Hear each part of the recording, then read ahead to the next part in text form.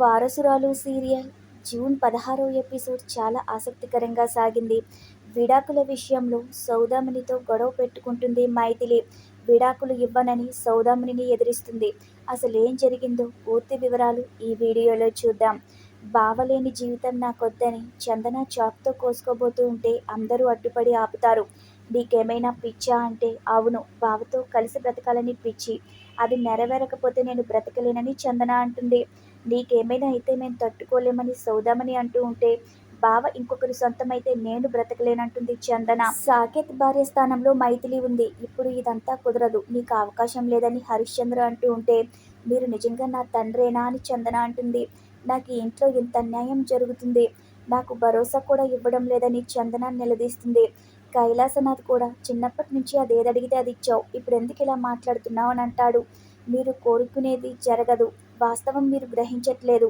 సాకేత్కి పెళ్ళి అయిపోయింది అని మైథిలియే తన భార్య అని హరిశ్చంద్ర అంటాడు. వాస్తవాన్ని గుర్తించండని మైథిలిని సపోర్ట్ చేస్తూనే అక్కడి నుంచి వెళ్ళిపోతాడు. ఇక తర్వాత సాకేత్కి నీకు పెళ్లి చేసే బాధ్యత మాది, మమ్మల్ని నమ్ము అని కైలాసనాథ్ మాట ఇస్తాడు. ఇక ఆ తర్వాత చందనాన్ని తీసుకుని సౌదామిని కైలాసనాథ్ ఇద్దరూ కూడా సాకేత్ దగ్గరికి వెళ్తారు. సాకేత్ ఏమో జరిగిన దాని గురించే ఆలోచిస్తూ ఉంటాడు.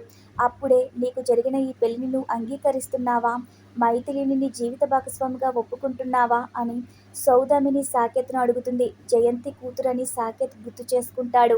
సమాధానం చెప్పకుండా మౌనంగా ఎందుకుంటున్నావు అని కైలాసనాథ్ అడుగుతూ ఉంటే సాకేత్ మాత్రం మాట్లాడడు. ఒకసారి చందన మొహం చూడు, ఎంత బాధగా ఉందో అని అంటాడు.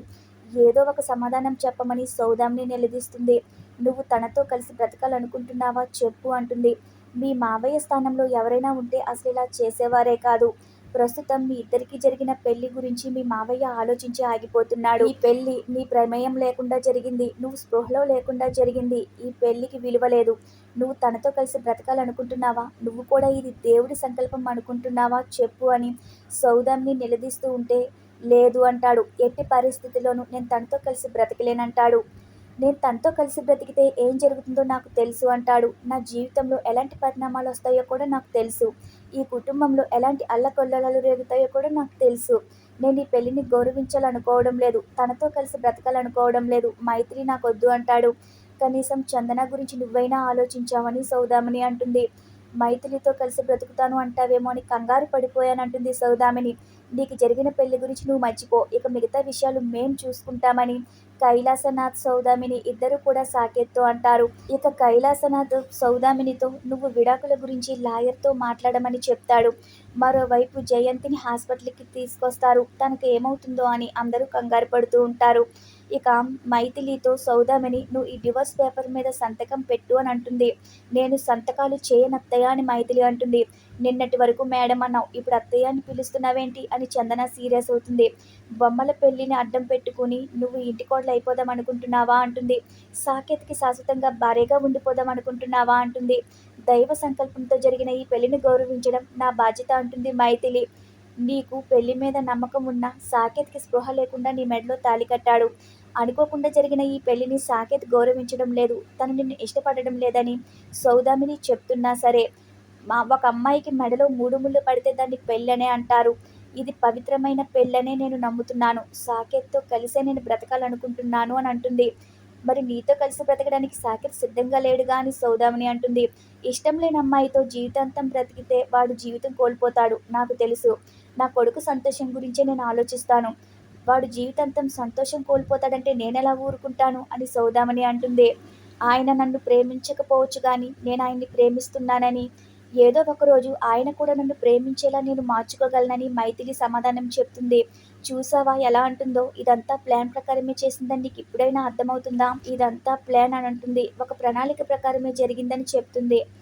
మనల్ని చాలా మోసం చేసిందని చందన అంటుంది. ఇక సౌదామిని అయితే నువ్వు ఈ ఇంటి కోడలు కావాలని ఏ దురుద్దేశంతో ఇదంతా చేశావో, ఏ దురుద్దేశంతో సాకేత్ని లొంగ తీసుకోవాలని చూసావో నాకు అదంతా అనవసరం. నాకిప్పుడు నా కొడుకు సంతోషం మాత్రమే ముఖ్యం. నువ్వు విడాకుల మీద సంతకం పెట్టి తీరాలి అంటుంది. నువ్వు చందన జీవితంలో నుంచి అడ్డు తొలగిపోవాలి అంటుంది. నేను సంతకం చెయ్యను అంటుంది మైథిలి. మీరు కూడా మా పెళ్లిని అంగీకరించి ఆశీర్వదిస్తే బాగుంటుందని మైథిలి అంటుంది. నా సహనాన్ని పరీక్షించవద్దు అని సౌదామిని అంటే మీరు కూడా నా పట్టుదలని పరీక్షించొద్దని మైథిలి అంటుంది. అలా ఇద్దరు కూడా మాటకు మాట సమాధానం చెప్పుకుంటారు. నువ్వు ఈ విడాకుల పేపర్ల మీద సంతకం చేయకపోతే నీకు సంతోషకరమైన జీవితం ఇక్కడ ఉండదని సౌదామణి అంటే, సంతోషంగా ఎలా మార్చుకోవాలో నాకు తెలుసని మైథిలి అంటుంది. దీన్ని క్షమించొద్దు. నువ్వు మంచిగా మాట్లాడితే ఇలాగే ఉంటుంది. దీన్ని మెడపెట్టి బయటికి గెంటేయాలని మీదకి వస్తూ ఉంటుంది చందన. ప్రతిదీ హింసతో సాధ్యం కాదు. నేను మాట్లాడతాను కదా అని సౌదామిని, సంతకాలు చేస్తావా లేదా చివరిసారిగా అడుగుతున్నానని అంటూ ఉంటే, నేను చివరిసారిగానే చెప్తున్నాను. నేను సంతకాలు చేయను. ఆయన నా భర్త. ఇది నా ఇల్లు. మీరు మా అత్తయ్య. అంతే అంటుంది మైథిలి. ఇందులో ఎలాంటి మార్పు లేదు అంటుంది మైథిలి. అసలు నీకు జరిగిన పెళ్లికే విలువ లేదంటే ఇలా మొండికేస్తున్నావేటని సౌదామణి అంటుంది. పవిత్రమైన మంగళసూత్రం అంటారు దీన్ని. దీన్నేమంటారో మీరే చెప్పండని తాళిని చూపిస్తుంది. ఈ మంగళసూత్రం ఉంటే ఆడదాన్ని ఒకరి భార్య అంటారు. నా మెడలో ఇదెవరు కట్టారో నీకు తెలుసు.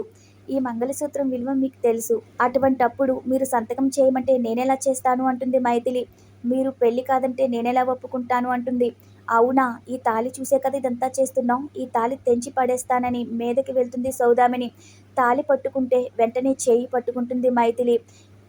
దయచేసి నా తాళి జోలికి రాకండి. నాకు జరిగిన పెళ్లిని ఎగతాళి చేయొద్దు అంటుంది. అలా చేస్తే మీరు నా అత్తయ్య అని కూడా మర్చిపోవలసి వస్తుందని మైథిలి గుర్తు పెట్టుకోండి అని చెప్పి కోపంగా లోపలికి వెళ్ళిపోతుంది.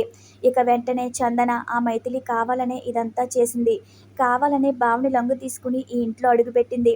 మనం ఏదో ఒకటి చేయాలి. తనని శాశ్వతంగా బావకి దూరం చేయాలని, వీలైనంత తొందరగా ఇద్దరిని విడగొట్టాలని చందన సౌదామణితో అంటుంది. రేపటి ఎపిసోడ్లో మళ్ళీ కలుద్దాం. Thanks for watching our video.